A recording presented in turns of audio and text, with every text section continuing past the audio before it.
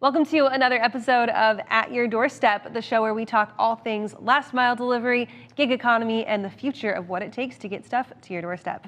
I'm your host, Kaylee Nix, and on this episode, we're going to be diving a little bit into what it takes to really create a circular economy, especially in a world where we've had to pivot so quickly from in-person shopping to e-commerce superiority back to kind of a half and half world of e-commerce and in-person shopping.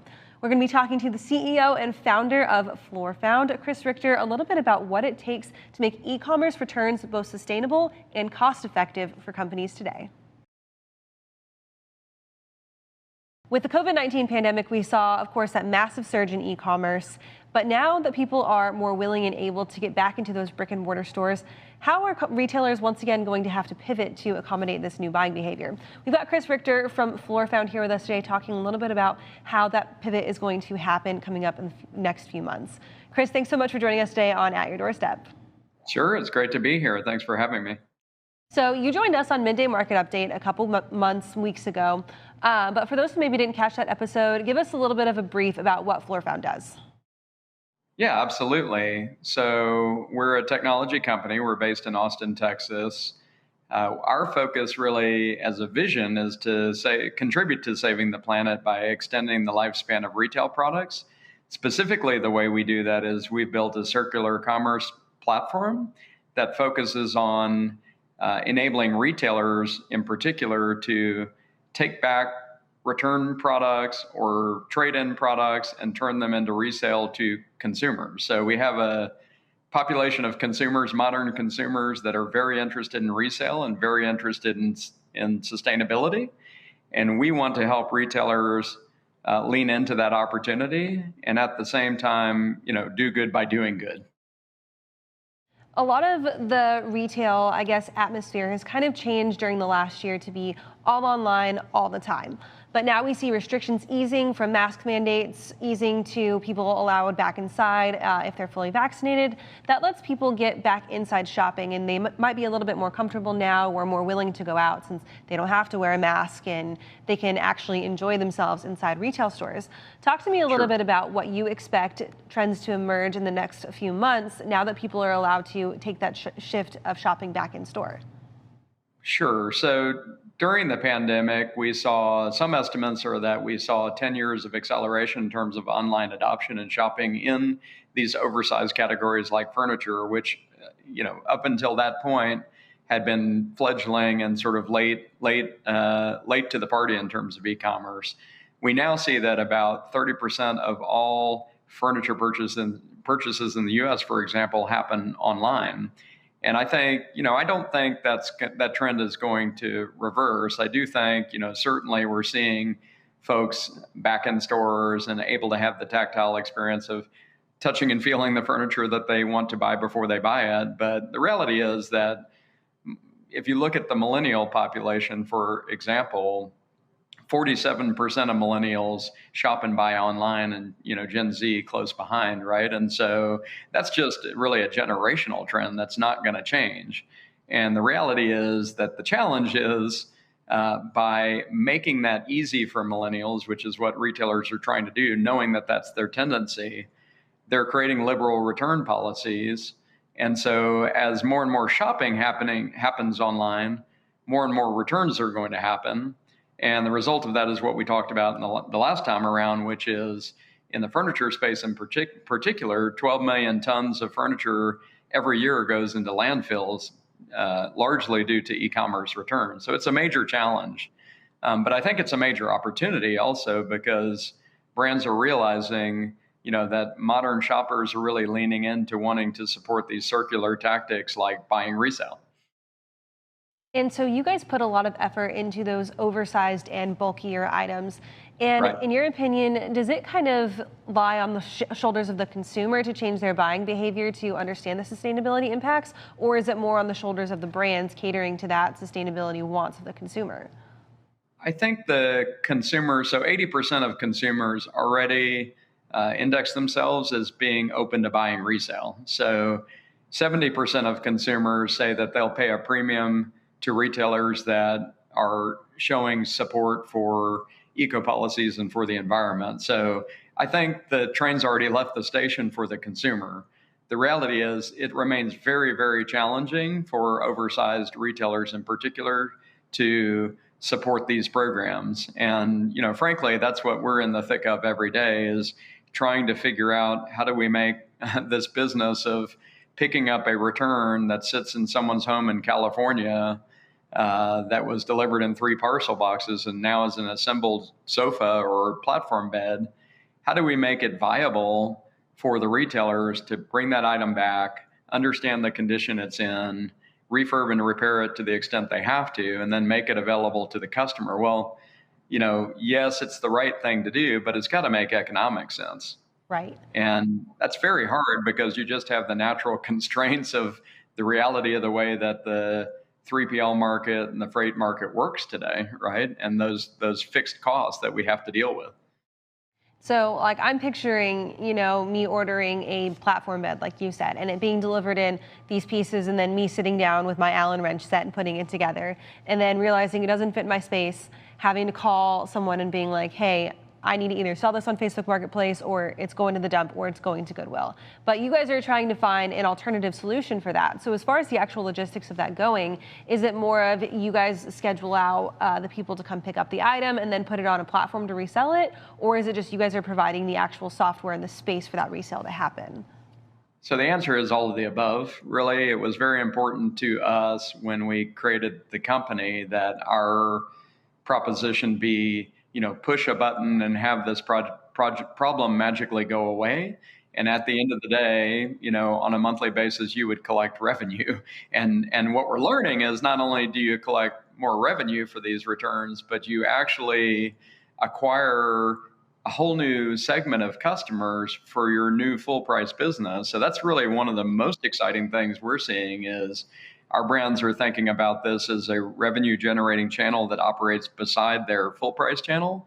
And, we've seen somewhere between 20 and 30% of shoppers that are first time buyers to engage with a brand. Within 30 days, they come back and buy a full price item. So, right. When you think about it that way, the economics of picking it up and saving it from a landfill or just telling the customer to keep it make a lot more sense, because it becomes a brand building, new customer acquisition engine for your business. And so that's kind of the reality of what we've seen. But it's still very hard, again, to coordinate. What you described is exactly how it works. And we do handle everything, meaning we coordinate the routing, the pickup and the routing of that item. Our real goal at a high level on the operational side is we want to try to keep all of these returns to the best of our ability within 50 miles from the point it's picked up to going back to a return center and where it's being stored and ultimately sold and delivered. Because if we can do that, number one, it makes the economic argument make sense for the retailer. But number two, which is even more important, that 15 million tons of carbon emission pollution that's happening every year as a result of returns starts to be impacted.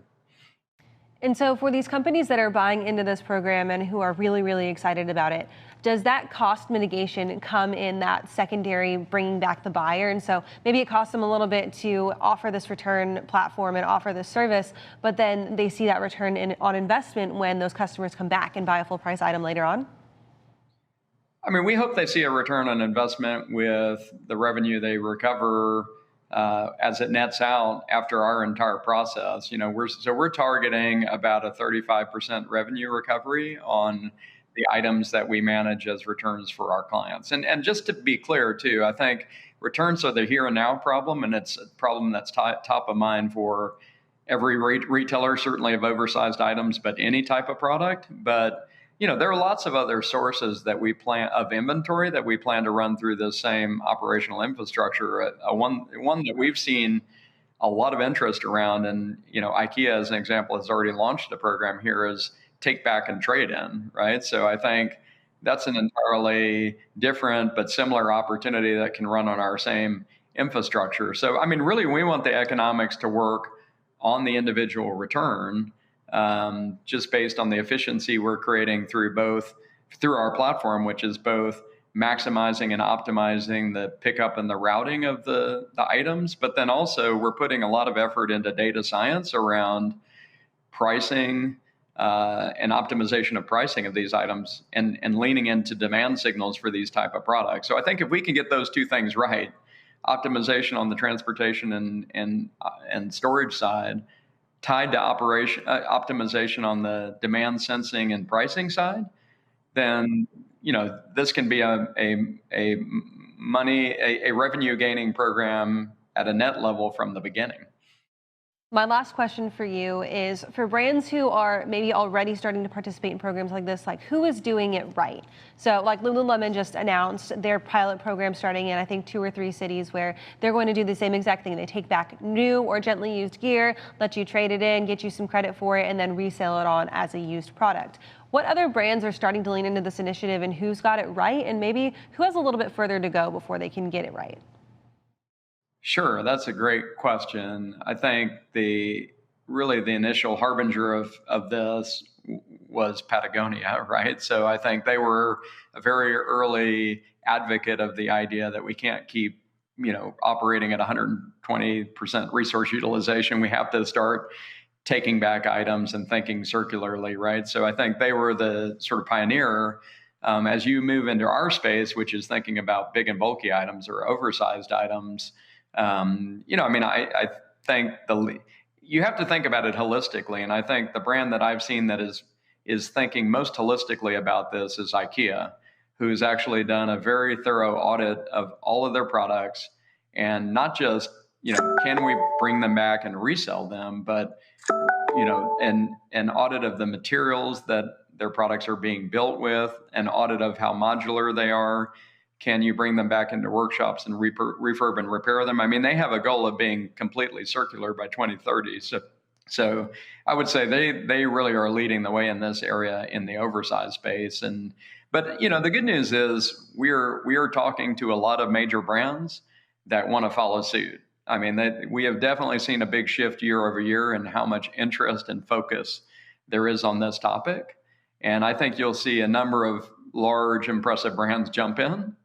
And I think for the consumer, the good news is, working through OfferUp and Facebook Marketplace, and to some extent, even the third-party marketplaces, is a little bit difficult, right? So I think all things being considered, I would love the opportunity. Most folks would love the opportunity to have the credibility and trustworthiness of buying resale from the brands that we've already got a relationship with and we love.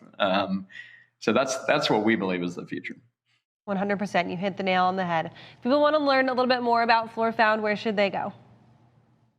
So FloorFound.com, of course. And then, I would love for folks to support our brands that are leaning in to adopting these types of programs. So, today we work with brands like Floyd, so FloydHome.com, Inside Weather, Feather, Sabai, and Sabai, by the way, I would say is another one to look at as a real leader. They, even as a early stage startup furniture brand, have been very intentional from day one at being, eco-friendly and circular minded from day one. So that's where I would say to go and learn more. But of course, FloorFound.com is the best source of information about us.